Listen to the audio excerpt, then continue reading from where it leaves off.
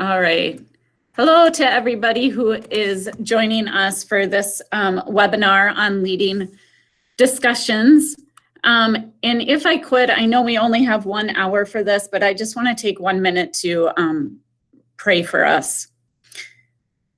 Dear Lord, thank you for giving us this hour together in a way that, wow, we're learning how to lead discussions remotely by doing it right now with each other. And I just pray that you would help my words during this hour, that you would give me wisdom in the things that I share, that you would give all of us a sense of peace about using this tool and this piece of technology, especially in light of the email we got this morning letting us know this is not just going to be a 2-week interaction or way of interacting with students. So I just pray that you'd be here in the midst of this, and thank you for being the peace in our lives that is in control right now. Thank you so much, Jesus. We love you. Amen. All right. Well, I think I've met a lot of you that are online right now, but my name's Jody, and I am part of the TLT group. I am one of our instructional designers. And also online right now is Courtney Kahn, and you will see Courtney chiming in on the chat feature. While I am sharing my screen, I'm not able to monitor both things. So I'm going to do my best to walk us through some things using an actual Moodle site that we created for this. And then Courtney will interrupt as she needs to if there's something I need to address to the whole group. And if it's just a question she can manage in chat, she'll continue to do that. But please feel free to use that as a way to ask questions as we go through this next hour together.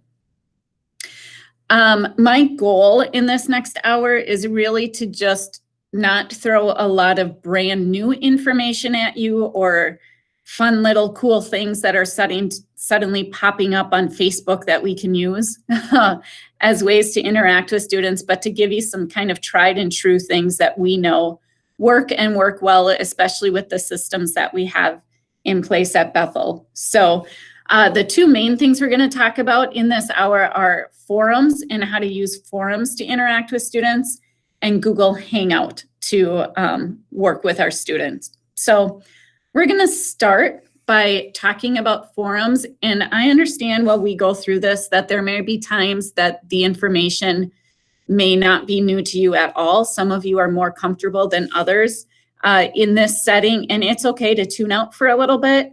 But I'd encourage you to just take what you learn in this and start sharing it with your colleagues as well. That's part of why we want to also record this. But if we can teach each other how to fish during this time, I think that's going to be best for everybody.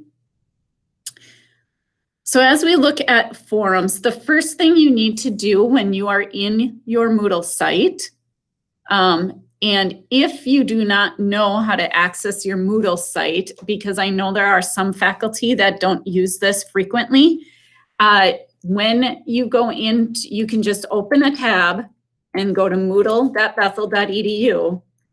And well, I'm already logged in, but you would log into Bethel and your courses will be listed right down the middle and also on the left-hand side of your screen in that menu bar. So choose the course you want to work on. And then you want to go to this Actions menu and hit Turn Editing On. Once you have done that, you can use this middle section here to add forums to use with your students. So I'm going to go down. You'll see that my Moodle site for this is set up into different modules. Each module is 1 week long. You can also see that I have some labels set up in here to help students. So begin the week, participate in the week's activities, and by the end of the week. You do not need to use labels like this, but I have found as a designer, and our team tends to use these labels a lot. It helps students to know what to do first. So this begin the week are the things they need to, resources they need to read or watch. This participate in the week's activities or midweek, whatever you might want to call it, is the spot where forums are most likely going to have the best place. Participate in the week's activities are things that happen during the week. I think of forums as a place that students put their initial post before the end of the week. And then the end of the week are those individual assignments and those responses to initial posts. So that's why we have this set up. Participate in the week's activities, and you will see the forums that are here. So I first want to start out by telling you the way in which to build a forum to begin with. And to do that, you need to go down to this plus add an activity or resource link. And if you click on this, you will see all the different activities you can choose from, all the resources you can choose from. And we are going to just choose forum to add that activity. You can go down here, click add. And when you add something, whether it be a resource or an activity, you'll come up with a page like this that will pop up for you to give a name. So let's call this one sample forum 23. Oops. Sample forum 23. In this forum that I'm writing to students, in the description box is where I want to give them some guidance. I would recommend in the description box that you have two different pieces, that you have one piece that's an initial forum post, and then you give some guidance to students in questions that you want them to think about and to respond to in an initial post. We'll talk in just a little bit. I've got a screen that I can share with you with some ideas for discussion prompts, but here's what you want students to start with. I would also recommend in the description that you have some guidance for response posts. And remember that if you want to use a forum as a way to lead a discussion or for students to have discussions with each other, you want to have some response posts that give them more direction than just saying something like, sounds okay, or looks good. That's not really a discussion, that's more of a response. But we want to give them some good clarifying instructions.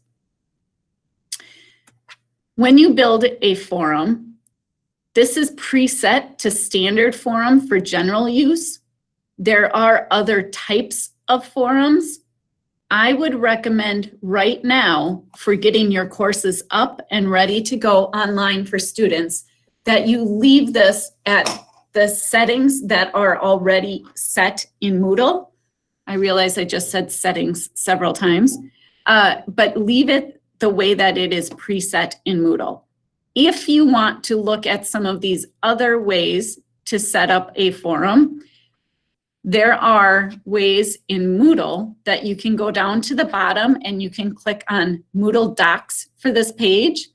And you can see, I've got some already open, where Moodle will take you to more details than you could ever want about forums. These are all of the things you can do with those settings in forums. But for now, I think it's best, and the advice that our team is giving is that this is not a time that we want to try lots of new things. Let's get comfortable with the things we have in front of us to begin with. So I'm going to go back to wherever my forum is that I just added. A few too many tabs open here. All right, so here's the forum that I started adding. We've got a description and response. Leave it at the standard forum for general use. If you're not sure what something means, by the way, in Moodle, you can click right on this question mark right here and get an information pop up about what these are. So right now we're using standard forum for general use, which is an open forum where anyone can start a new discussion at any time. When I am teaching, one of the things I do find helpful is to switch this display word count to yes. This is one of the only times I would say the preset doesn't work as well as some of us might want it to.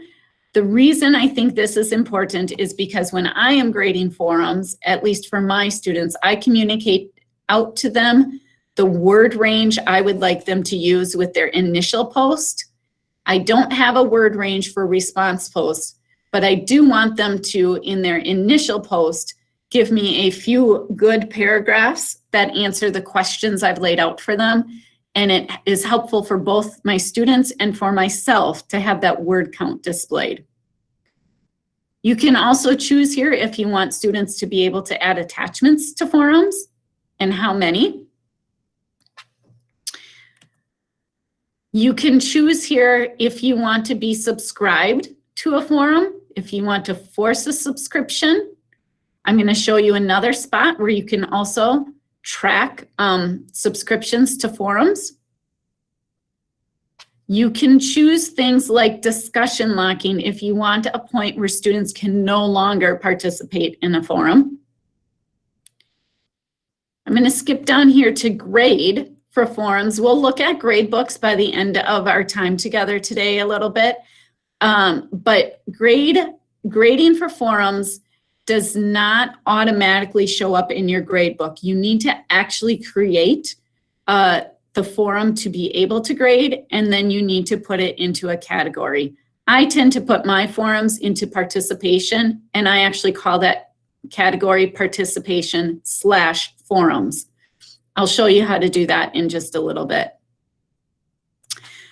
I do know there are some instructors we have at Bethel that like to use ratings. For now, and for our purposes with this 1 hour we have together, I'm going to say that we're not going to cover ratings. You can look into that Moodle Docs page for more information about ratings if that's something you choose to use. I would recommend that you just have a straight way of grading your forums, and that you clearly communicate out to students what that is, a point range. I would recommend, I know many instructors use 10 points for forums and have a forum criteria that adds up to 10 points. There is also something called activity completion. And I will show you in just a second what this looks like. Actually, I'll flip over here. This box right here that we have preset for all of the courses Moodle sites that we're bringing up for Bethel have this preset box that is activity completion. Students can go through and they can click on this box when they finish up an assignment. I think it can be really helpful for students, whether it's forum or any other activity, to have that activity completion. You can choose if they manually do it or if they have to meet certain conditions for it, but that's what that activity completion is about and what it looks like. So I'm going to take this forum that I just created and hit save. And when you create a forum, add this activity, it always will add to the bottom of the module that you're working on or the week that you're working on. These are the different sections. You can add sections way down at the bottom here, add sections. Each one of these are a separate section. You can see mine are different weeks that we have set up. We also call them modules. When you add an activity, it will show up at the bottom of the module, and then you can simply click on the X here, and you can pull it up to wherever you'd like. I would like mine in participate in the week's activity so that students start with it, or start it by mid-week, and then finish with it by the end of the week. Before I go on and talk a little bit about some of the discussion prompts, are there any questions yet on how to simply create a forum?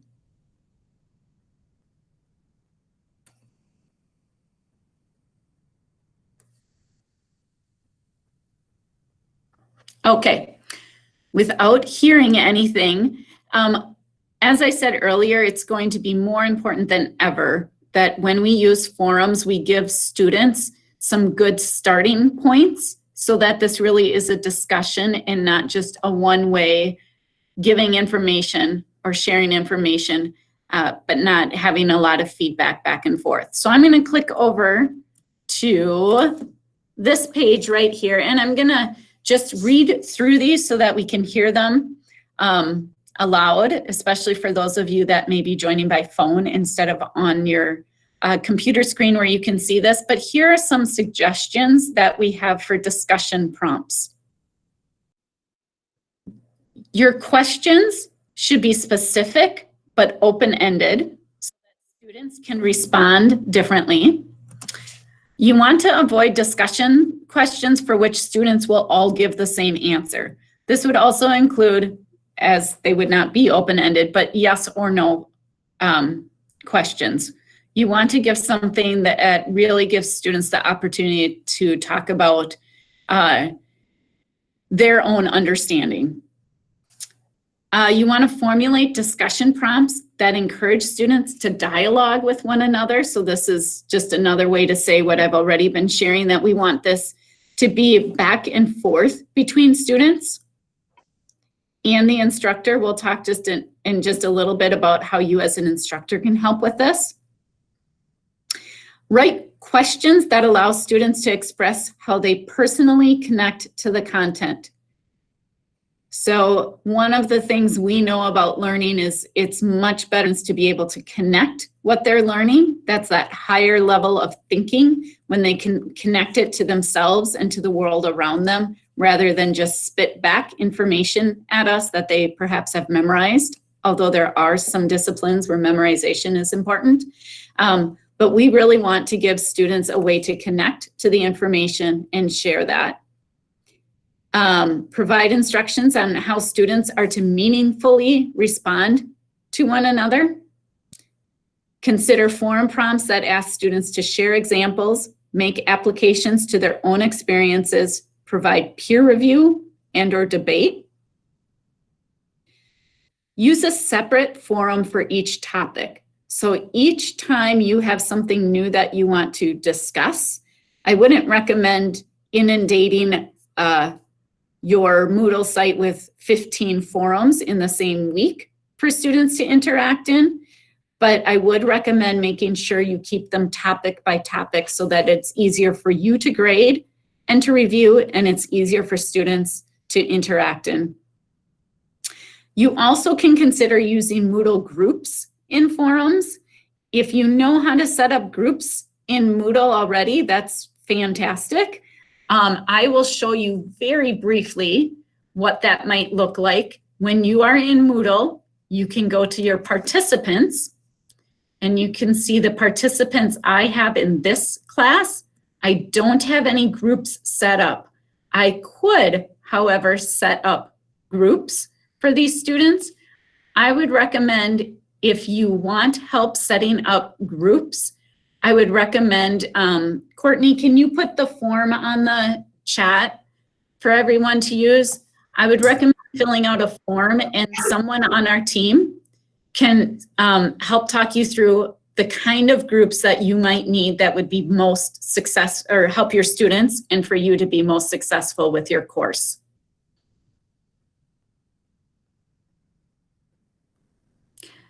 All right, so going back to this, there are several different things to think about when you're adding those discussion prompts for students. I also want to acknowledge that, especially in this time of moving fully online for these courses, remember that discussion forums take up time, and this can be used if you are looking to make sure that students are still spending the time with the material that they would typically spend if they were in class with you face-to-face. Remember that these discussion forums do take up some time. So that counts the same as it would if they were in a face-to-face discussion.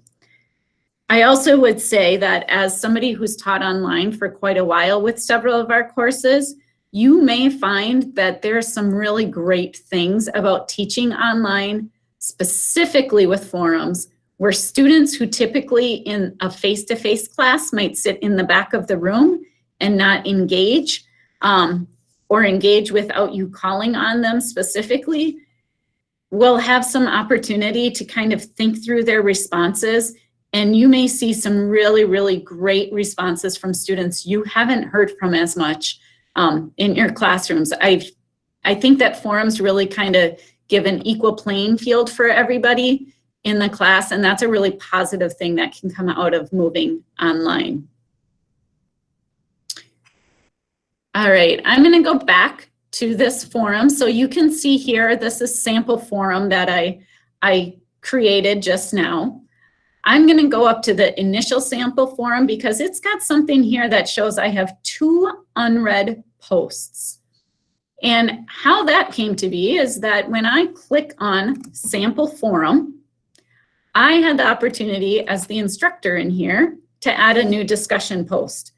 And if you keep your forum set at that standard topic, like I recommend, students will also be able to go into the forum that you've created and hit add a new discussion topic. And when you do that, you get a blank page, and this is where they can add their topic, add their initial post. I want to acknowledge that right here, we have it set. Right now, Moodle is set that it will wait 30 minutes before a post is sent out. This can be really helpful because you may need to go back in a post and you need to make some edits to it. Students might also find this too. It's like when we send text to each other and then have to put the little star and correct our spelling. If you need to send something out to students and feel ready sending it out right away, you can click this button here and it will send it with no time delay.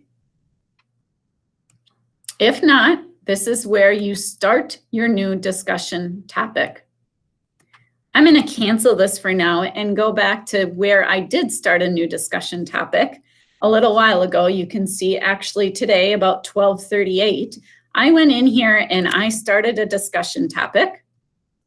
And this is what it looks like. I wrote in your initial post, note 3 ways you found to be effective ways to lead students by using a forum. And then in your response to others, comment on new ideas you're seeing, as well as pros and cons that may need to be considered for each.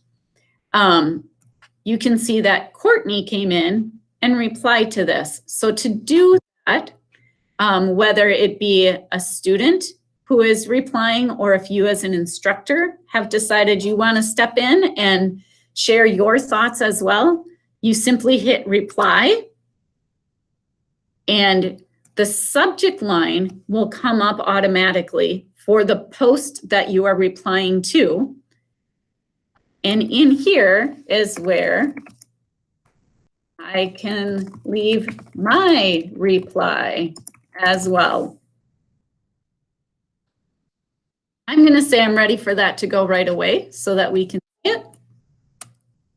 And I'm going to post it to the forum. Whoops, let me go back over here. And I'm going to post that to the forum. So now you can see this comes right at the bottom. Court, I hear my thing going off. Is that you? My chat? Okay. Not needing. I got it covered.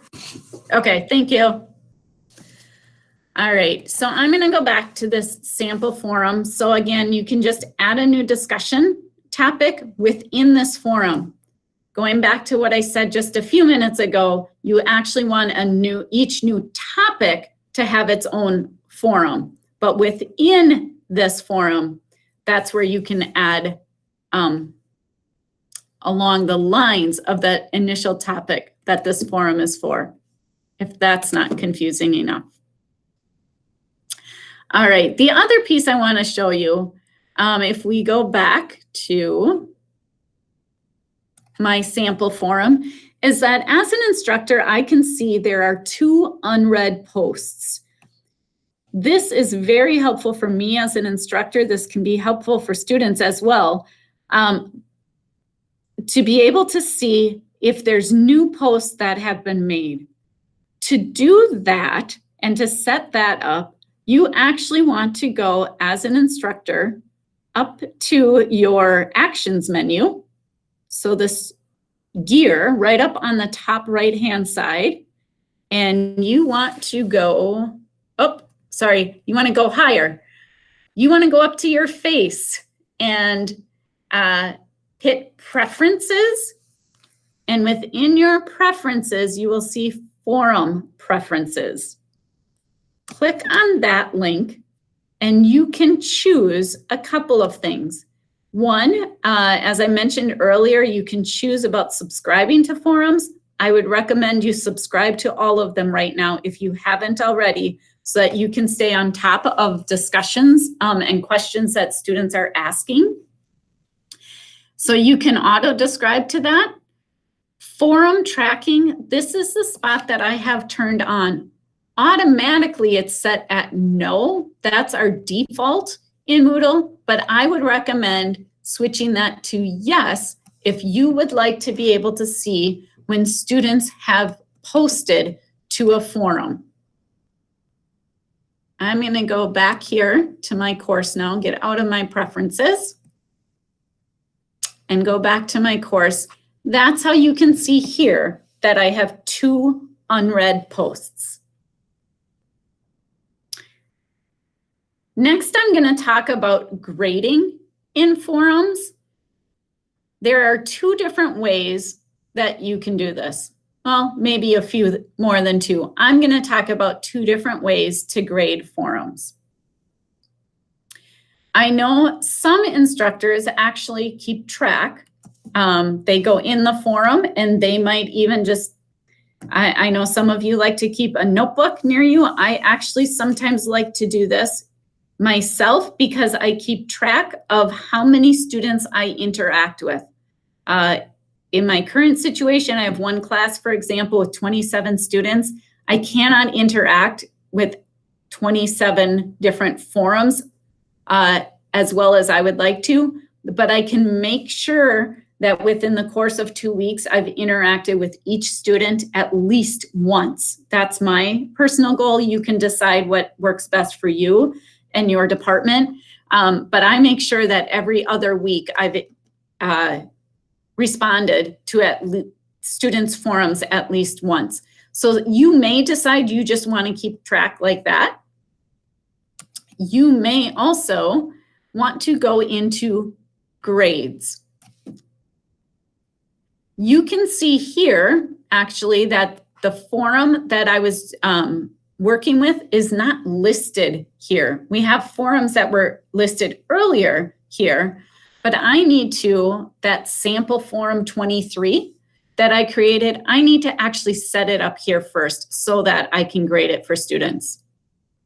To do that, you go into setup, you go down to the bottom, and you add a grade item. So the forum I just created was called Sample Forum 23. I like my forums to be worth 10 points. And as an instructor, I have forum criteria that is shared out with students. I would recommend, if you don't have that already, that you create something that you share with students so they know how they are being graded on forums. And if you need help with that, that's something our team can help with as well, help you think through that. But I'm going to say my forum is worth 10 points. And then I'm going to choose the gradebook category I want it in. And I want that to fall under participation. So I'm going to add that there, save changes. And then you can see when I go through my gradebook setup, Sample Forum 23 has been added to this category for participation. And the purpose of our webinar right now is really about leading discussion. So I won't go deeply into grading, but I do recommend that you consider not grading everything. Well, you'll grade it individually. I would recommend putting things together that make sense to be held together. and using weighted grading. So you can see here I have multiple different forums in this course site, and all of them together are worth 20% of the total grade. Again, if that's something you want help with in talking through the grade book, which we're not doing right now, but that's something our team is happy to step in and help you figure out what's best for your course.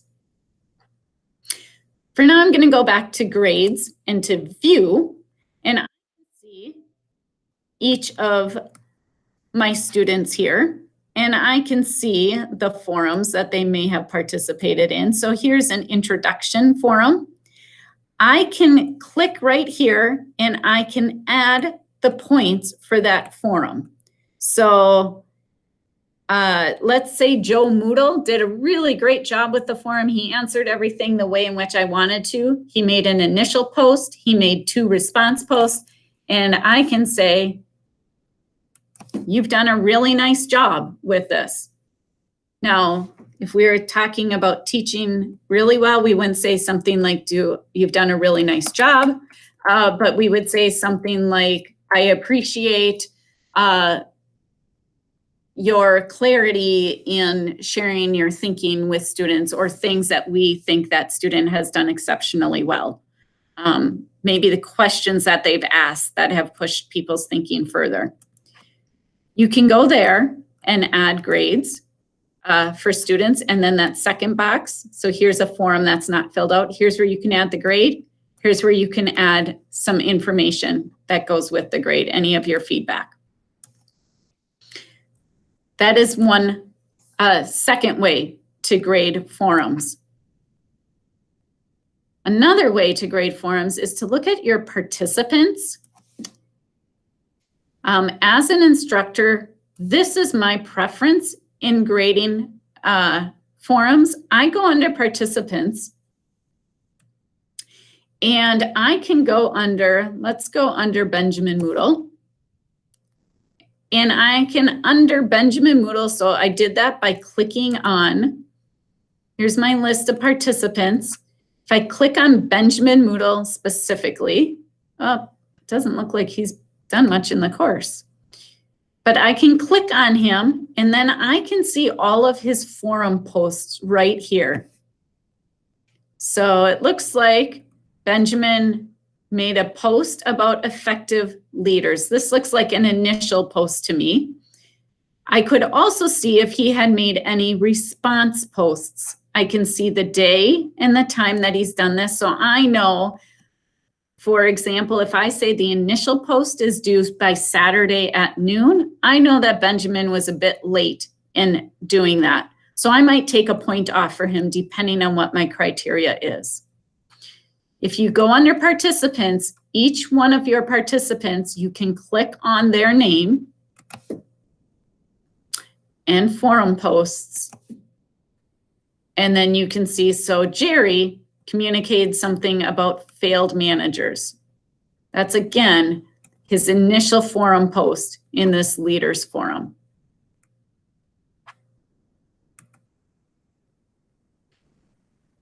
Those are 2 of the ways in which you can add grades for forums for students. And again, that's another way, going back a little bit to this forum that I had created and the one that had been created above it, how you can see that there are posts that you still need to read.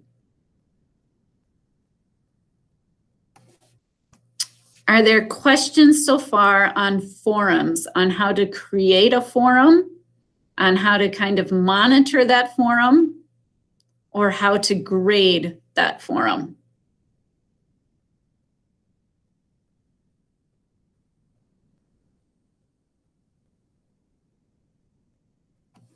Okay. It doesn't sound like there's any. Okay, great. And again, I think Court, you've probably sent out the link for the form that the team has. Yes, I did just get one question. Okay. If you respond, it says, when you give feedback in the gradebook, that feedback is only visible to the student, correct? Yes. Yep. They only see their own grade. They don't see anything for anyone else.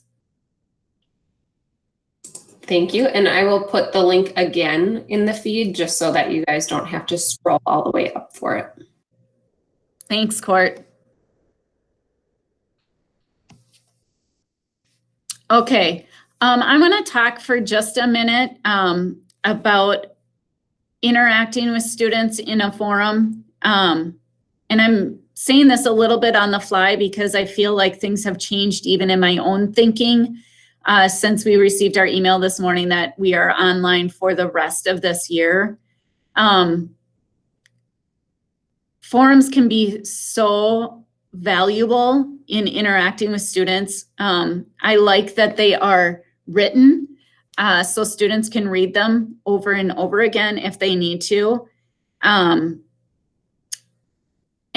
I also think that it's a great way for us to let students have conversations without us stepping in right away, where in a face-to-face classroom, students may be hesitant to say something because we are right there in front of them. And I hope that's not the case, but I do know there are some students we have that maybe don't feel as comfortable speaking up. They're maybe a little nervous about speaking in front of a professor, that they may feel more freedom in a forum to be able to do that. So our challenge right now becomes a little bit different in that we need to help these discussions continue to move along, but we also want to make sure that we don't overdo it with students. We want to let them do some of the leading here, which I know we try to do in face-to-face classrooms also, but we may have some students participating in ways that we haven't seen before. I think it's also going to be really, really critical for all of us right now to use forums and any discussions that we can have with students to not just lead them through the material, which obviously is very important, but also to just really connect with them on a personal level and to remember we are all kind of in a bit of an upheaval here. So we need to, as the adults in this situation, keep things as smooth as we can for students. But I think it's also a really good opportunity for us to make sure we're checking up on them, checking in with them, connecting with them, helping them to push their thinking further while still also understanding that we are going to have to be teaching with an extra amount of grace. I think forums also can give us a really good opportunity to help bring some closure for students who are finishing out. Well, we're all finishing out the year this way. But students who are seniors who are going to look for even more closure. This is a really great way for us as instructors to put something out there, to let them see it, to let them read it, to let them respond to it. Jody, can I ask one question? We had a question come up and it was regarding the comments that you can make through the gradebook. And yeah. Is the only way to make the comments through the gradebook that you showed, or can they make comments in other ways? So that's a great question. If you are commenting on the grading specifically and why you've given them a specific grade, I would do that in the gradebook. If you are commenting on their post and want to reply to their post, I would go into the post. Whoops, forgot I didn't have something in that one. I would go into the post and reply to the post. I also know sometimes when I am teaching, something will come up in a post where I really do want to interact with the student, but I don't want to do it in this setting. It's maybe something they brought up where I might even just want to reply and say, hey, this sounds like something we should discuss further. And I will send them a separate email and then have a conversation with them that doesn't include the rest of the class. Because when it is in the forum itself, it's just like when you're face-to-face and somebody says something in front of the whole class, students still, everybody can see what is posted here. So I hope that answers your question. If not, let us know and we can talk some more about that specifically. The other thing I want to cover today, besides the actual act of setting up a forum and using a forum to discuss with students, things that are going on in your class, whether it's giving them the information, helping them have discussions among each other and with you, is the use of Google Hangouts. So all of you are in a Google Hangout right now, and you got to that because you clicked on a link that was provided to you, most likely. But I'm going to show you how to set up a Google Hangout using your Bethel calendar. You may find that you want to do this with students, whether it's a large amount of students, maybe your whole class together, maybe a small amount of students, maybe just one student that you just want to have a little bit of face-to-face interaction and contact with. So to do that, I would recommend going into your Bethel calendar, and I'm actually just going to switch to my own calendar here. Whoops, kidding. I'm going to switch to my own Bethel calendar here, and I'm going to go just a ways out so you don't have to worry about these other pieces on here. If I want to set an appointment, so let's say May 1st, I want to do a check-in with Courtney. I can set this up on my calendar, and I can add guests. So I might also want to check in with John, who's on my team at the same time. You could add as many students as you want to this. One of the things that Google changed for us is that we can have 250 people added now in a Hangout, which did not used to be the case, but for now until at least July 1st, we can. So you can add students in here.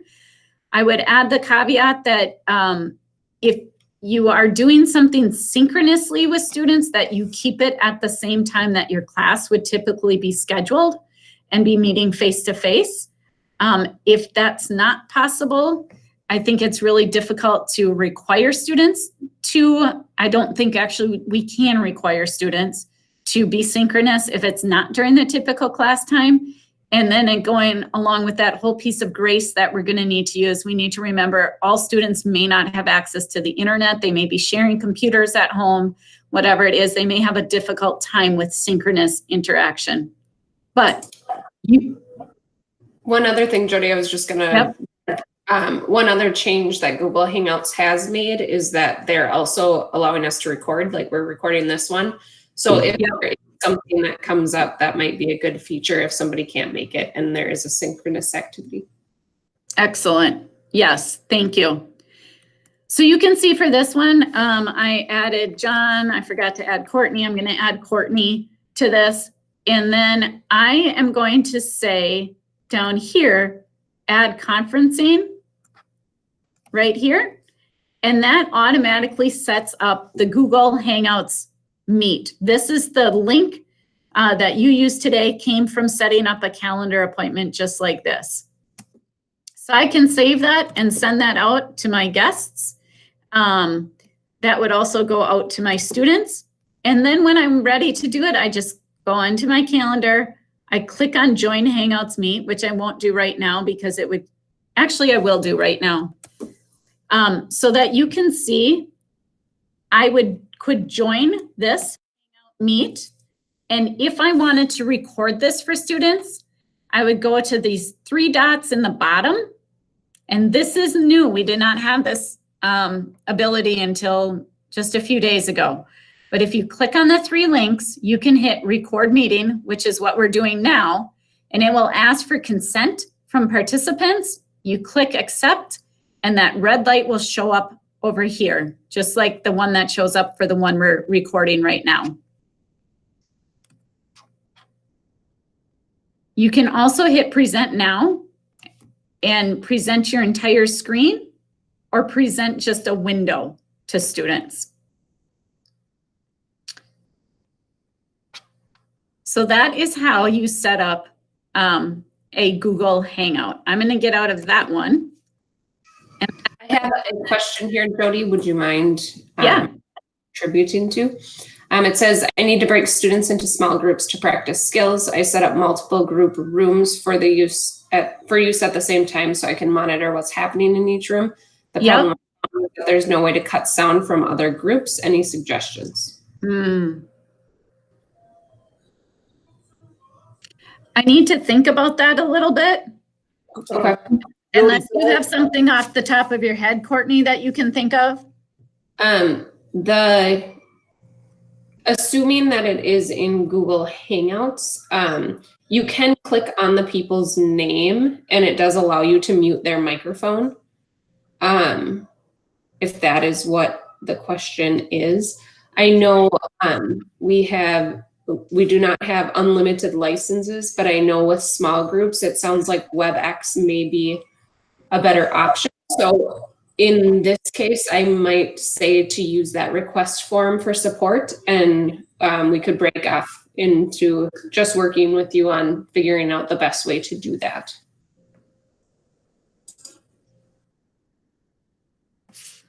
Yeah, I think that's a great answer. One of the things that's helpful with things beyond this, if you have additional questions in filling out that form, is that our team sees that and we can kind of triage who the best person is to help with certain things. So for example, some of you who have labs that you're concerned about, Bob Kistler has done labs for, I don't know, about 100 years. So he is really helpful in thinking through some things like that because he has experience in it. So that might be a really great way to get a little bit deeper answer from us. With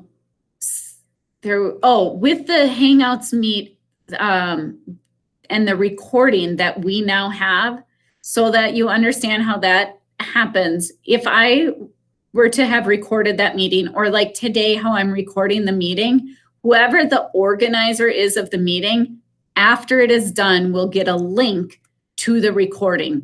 And the recording will show up in your Google Drive. So that's how that works with recording a Hangout. And again, that's really new technology to us to be able to do that.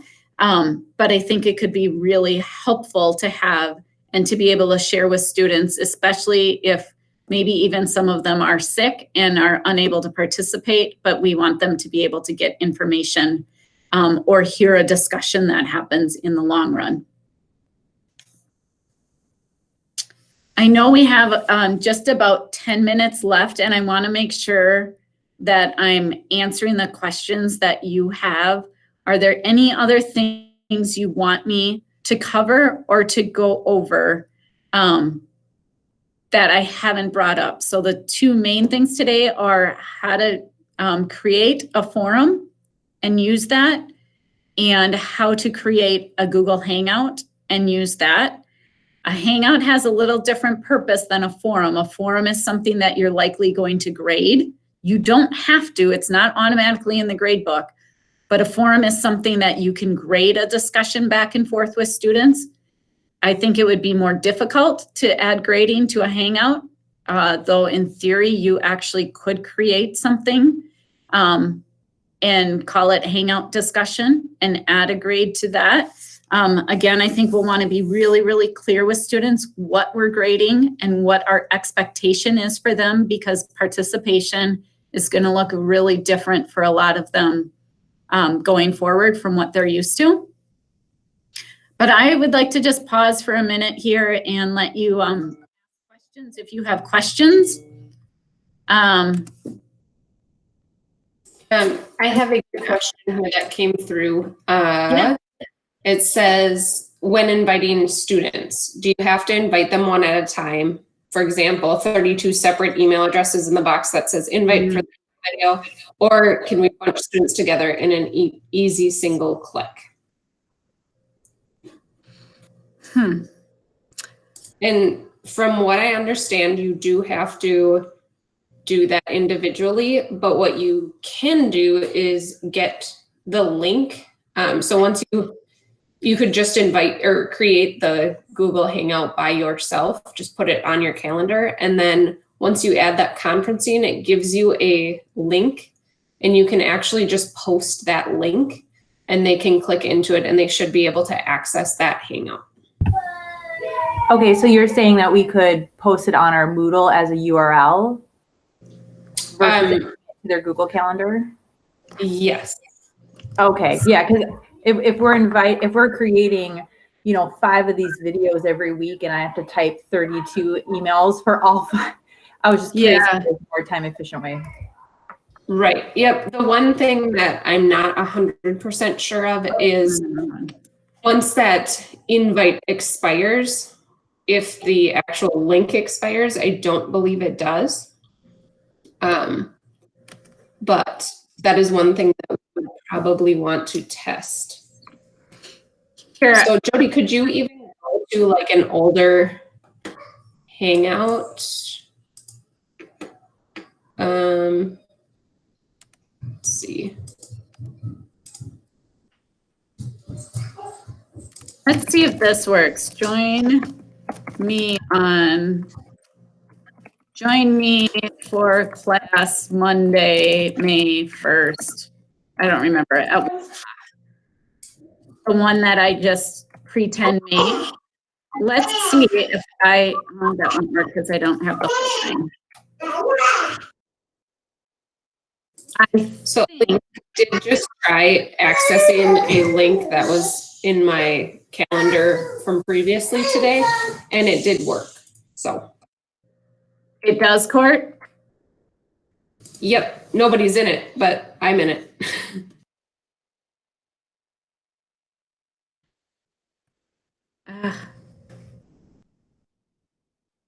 Okay, I think you also could do this, and you could also send that link out in your announcement, and then they could just click on it from the announcements. So if we look here, in the announcement, you could say, join me for class or whatever, and they could go into that announcement. And then I just copied and pasted the link, and it will take you. So this is the one I pretend set up for May 1st, but it will take them right to that link. So that way you don't have to send it out to everybody separately. You can just put it in that announcement. Thank you. I have a couple more questions if you'd like to address them. Sure. The next one is there an optimal number of students that to have in a particular forum? In other words, if the class is large, do you recommend breaking them up into separate forums to address the same discussion topic? I would, if the class is large. I think that forums tend to work best with maybe 7 to 10 students in each one. And I know we have some classes that are bigger than that. So I tend to put students into groups of 7 to 10 for forums so that they can read from, and I tend to actually keep the groups then the same throughout the rest of the semester. So think about it as if you were teaching face-to-face, if it would be something where you would say, maybe like a think, pair, share or something. Hey, I want you each to turn in groups of 6 and have a small group discussion, and then maybe pick one from each group to share out. You could build it that same way in forums using groups, and then having people look at each other's groups. You can choose that if you want only interacting with their own group, or if you want them to be able to see what other groups also have posted. But getting to the initial question, yes, I think 7 to 10 is probably much more manageable for students to be able to really not just read the top 3 posts, and they can interact better within their group.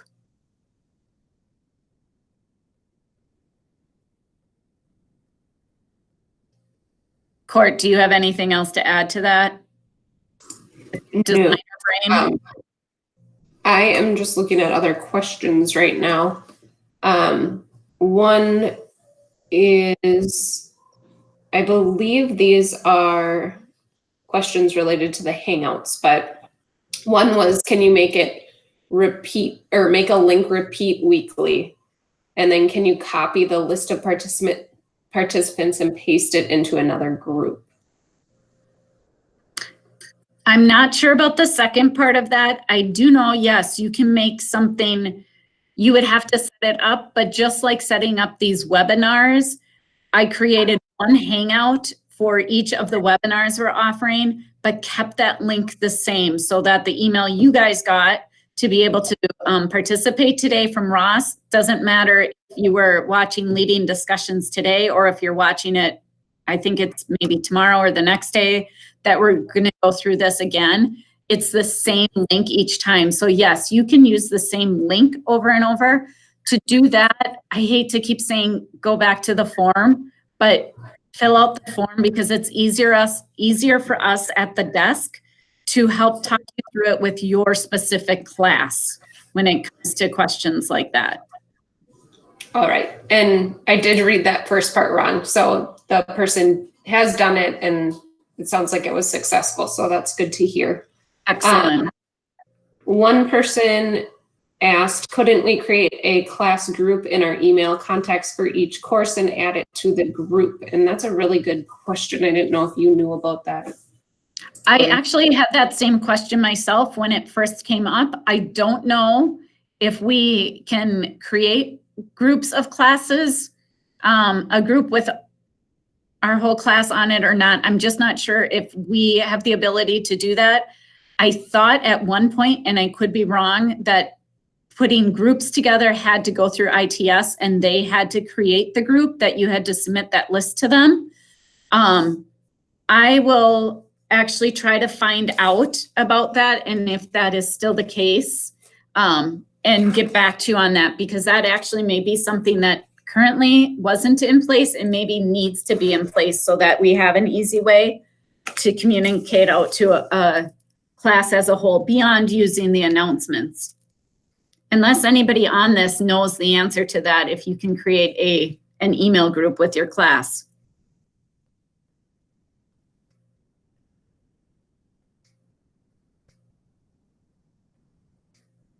Okay, I will try to find the answer to that and get back to you guys on that. Or whoever specifically asked the question will email you back after this when I have an answer. And that is all the questions that I have on chat so far. Excellent. Well, we've taken a full hour to go through that. I got one more quickly right before you leave here. It says, are students able to share their screens with us in the same way? Yes, absolutely they are. So just like I talked you through it, you may need to talk them through it the first time, but just like you clicked on a link, you were able to join this Hangout. Yes, it's as simple as going down to the bottom and then just click on presenting and share your screen, just like I did with you. But yes, they can do that as well. And one thing to note, and part of the reason why I'm also in here, is that it is difficult to keep track of the chat feature. So if you do that with your students, I would recommend having them speak out using their microphone, just so that it's one less thing that you have to keep track of during your tutorial. Yes, thanks for bringing that up, Court. That is exactly why we have two of us doing this instead of just one of us speaking, is because when I've got my screen up and have the Moodle site up that I'm working with, I can't also be over here seeing, oh, hi, Gretchen, seeing everybody on here that's listening, and I can't also be watching the chats when I'm sharing my screen. So that's, yeah. It's really helpful if you just ask students to unmute their microphone and to speak out if they have a question. Thanks for asking that. And that is all we have.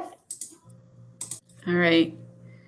Well, thank you everybody for just being part of this. Our team is doing everything we can. We have all hands on deck, which is, I think, 12 hands because I think there's 6 of us.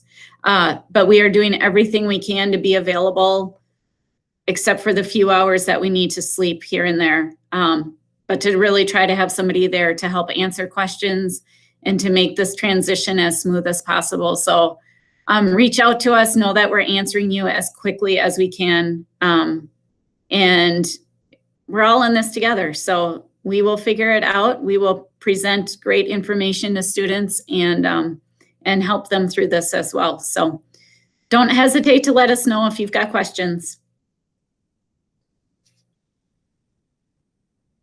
All right, thank you. I'm going to sign off for now. Thanks for participating in recording as well.